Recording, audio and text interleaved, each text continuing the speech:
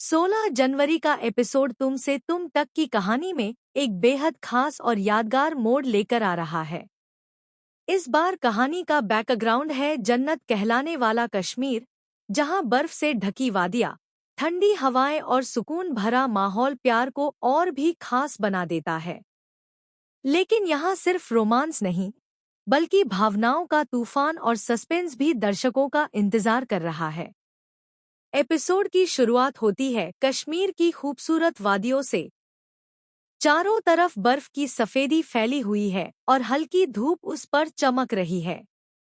अनु ऊनी शॉल ओढ़े खिड़की के पास खड़ी होती है और बाहर गिरती बर्फ को देख रही होती है। उसके चेहरे पर मुस्कान है, लेकिन आंखों में कहीं ना कहीं एक उलझन भी छुपी हुई है। वह महसूस करती है कि यह सफर सिर्फ एक ट्रिप नहीं है, बल्कि उसकी जिंदगी का कोई बड़ा फैसला यहीं होने वाला है। दूसरी तरफ आर्य भी अपने कमरे में अकेला खड़ा होता है।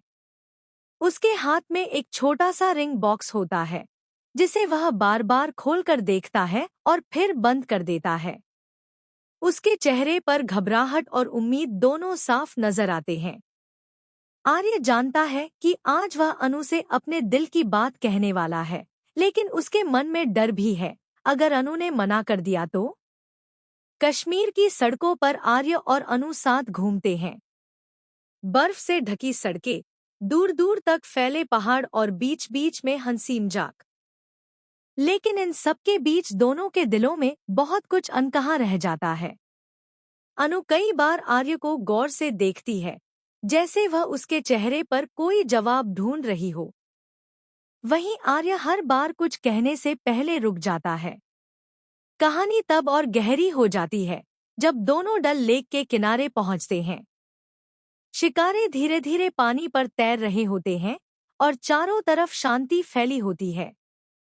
आर्य अनु को वहां रुकने के लिए कहता है। अनु को अजीब सा एहसास होता है कि अब कुछ खास होने वाला है। उसकी धड़कन तेज हो जाती है। आर्य गहरी सांस लेता है और अनु की तरफ मुड़ता है। उसकी आवाज थोड़ी कांप रही होती है, लेकिन आंखों में सच्चाई और प्यार साफ झलकता है। वह अनु से कहता है कि उसकी जिंदगी में जो भी अच्छा है, वह अनु की वजह से है।